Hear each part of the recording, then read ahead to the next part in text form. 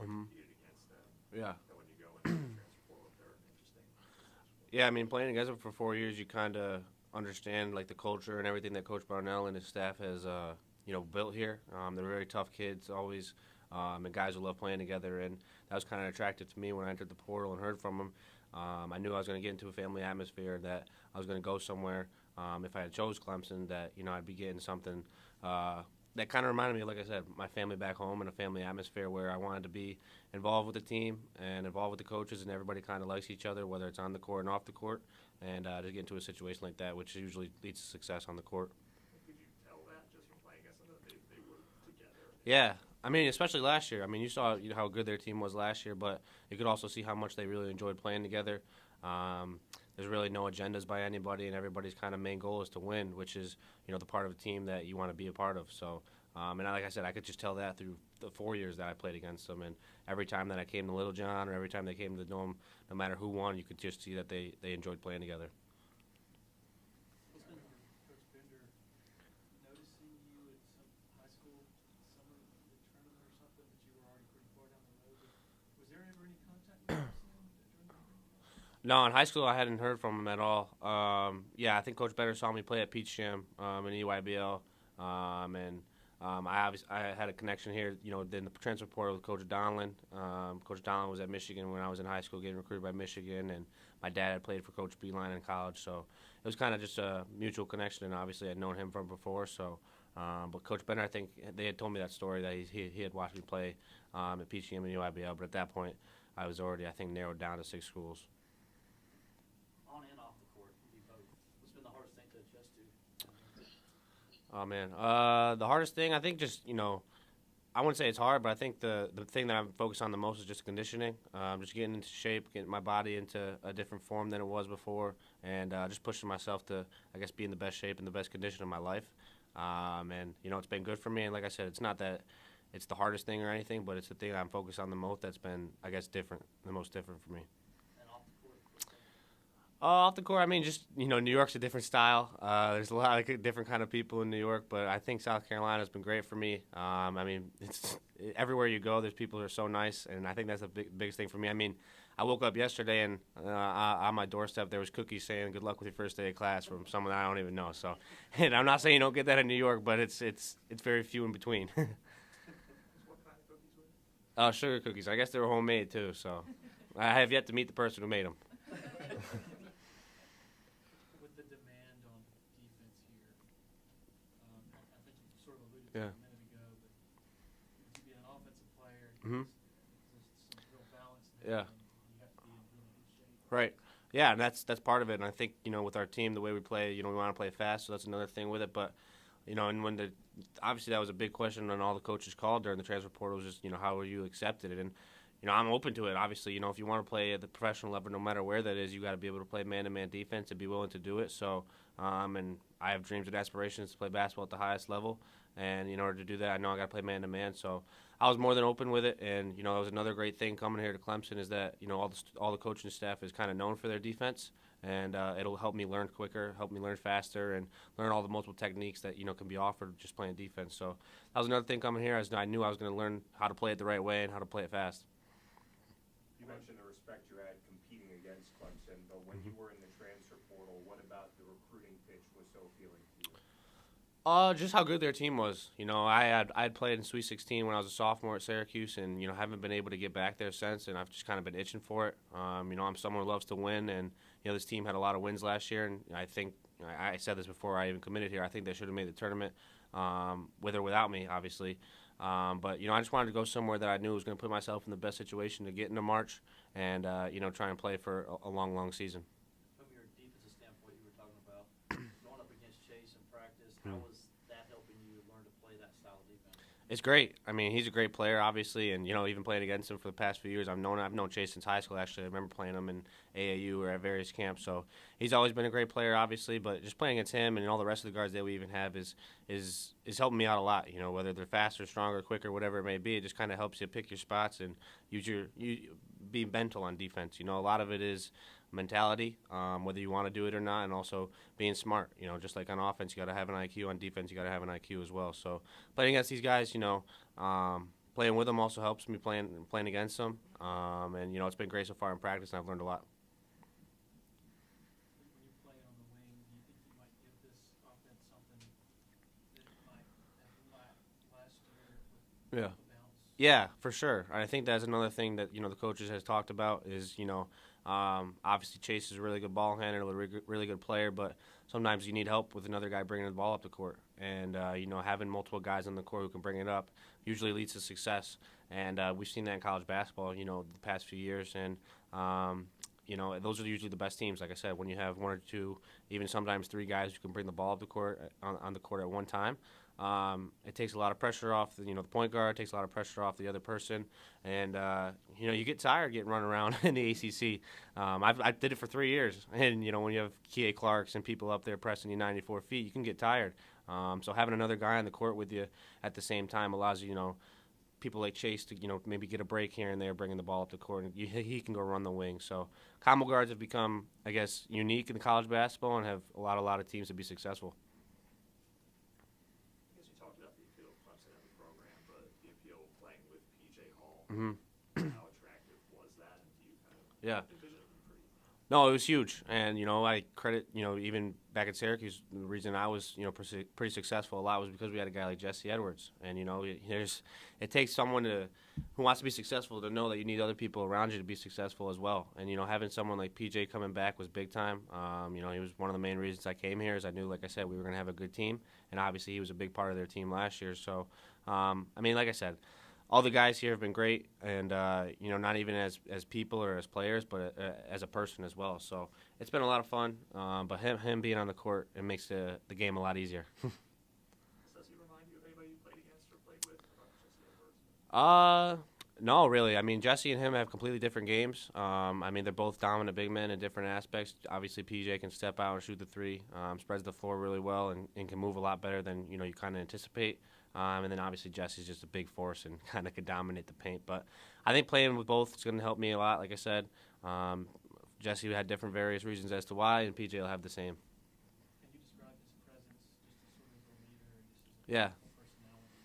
personality? He's definitely got a powerful personality. But he's a great kid. We go golfing all the time, almost every day. He's vocal as can be, whether it's this morning at 6 a.m. running or it's 10 p.m. at night. PJ's going to be there. He's going to be vocal. He's going to be loud, and someone that everybody can feed off his energy. I guess Chase was talking about the Strongman. Oh yeah. What was that like for you? That was a first. We didn't do anything really like that at Syracuse in the 4 years I was there, but I think it was good for me to kind of just push myself conditioning-wise and mentally. I think that thing challenges you and your mental toughness pretty well. And, Clemson, the basketball culture that Coach Brownell has made, and the grit, the toughness, and all that kind of stuff kind of implodes when that strongman competition's coming in. I'd never done anything like it, so I didn't know really what to expect. I don't really get nervous for a lot of things. That was probably one thing I got nervous for. And, I made it through eventually, though, and I had a good time with it. It was good to experience. What was the hardest part? All of it. You got to flip tires up a hill. You got to push a car, the Echo bike, and you got to, carry various weights around, all this kind of stuff. So, if I had to pick one, I'd say the car, just because it was at the end, and you're getting the last breaths you can. I think Chase was saying that PJ was the strongest guy in that competition. What was it like watching him go? Yeah, he can move pretty fast. He can move weight pretty fast, and as a bigger guy, it's probably a little easier for him. But it's still a tough competition, and it was pretty impressive the way him and even RJ. I think RJ was pretty fast, and the way he went through it as well. So, we got some strong dudes on this team, some tough dudes on this team, and that competition definitely showed it. You talk about the coaching styles, the different coaching styles that you've noticed so far. Yeah. I know it's early, but still. Coach Boeheim's unique in the way that he coaches, but that's why he was successful for so long and did it for so long. Coach Brownell's been here for 12, 13 years as well, so he's doing something right. If you can, because it's not easy to, withstand a college basketball job anymore. So I think just the biggest difference is, I don't know. I think just not that Syracuse didn't have a family atmosphere, because they do. I mean, obviously Syracuse hires within. They have previously everybody on staff was a Syracuse alum who played there for Coach Boeheim, which was cool and unique. But here it's kind of a lot different. You have guys who come from different backgrounds and different situations. They're all connected and mutually connected at some point throughout their basketball past. But I think just the biggest difference is, everybody brings something new from wherever they came from, previously, and it's not all just, I guess, within Syracuse or within Clemson. Matt, Pete, if you have anything, you can chime in. Yeah, Joe. Just wanted to find out, Coach Boeheim did not leave sugar cookies at your door? No, if anybody was doing that, it was Mrs. Boeheim. Coach Boeheim, not so much. He might have ate them all before they got to my door. I wanted to ask you about the transition. Obviously, you grew up in upstate New York. Mm-hmm.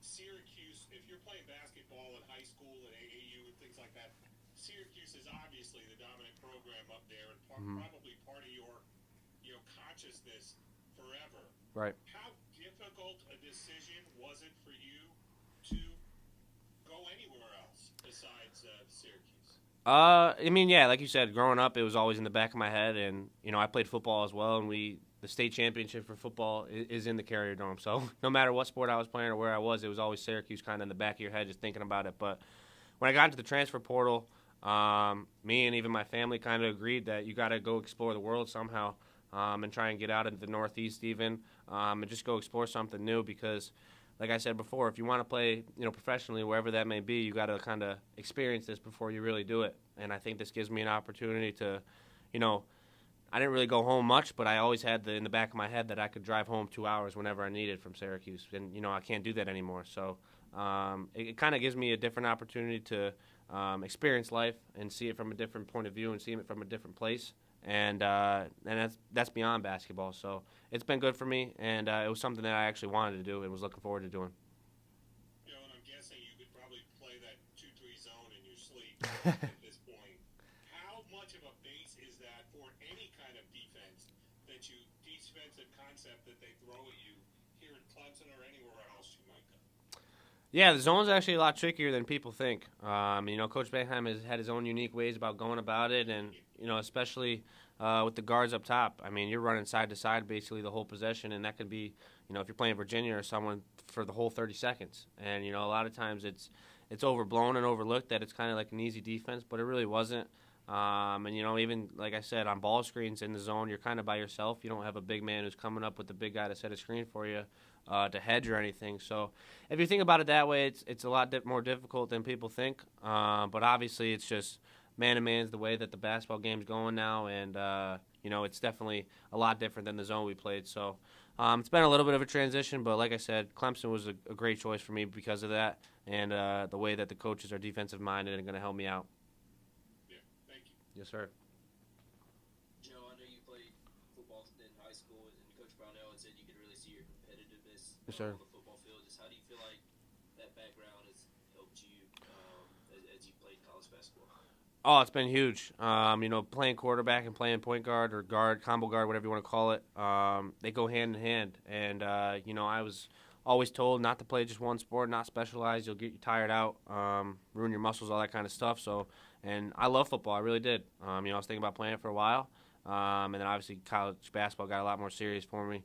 And, it was ultimately the right choice. But football teaches you mental toughness, kind of like I said when we were going through the Strongman competition. It teaches you physical toughness, obviously. And as a quarterback, you got to kind of know where all 11 people on the field are supposed to be at once. And as a point guard, you got to do the same for all 5 guys on the court. So they both go hand in hand. They both taught me, valuable life lessons. And, we're definitely football's been definitely a big part of why I've been successful in basketball as well.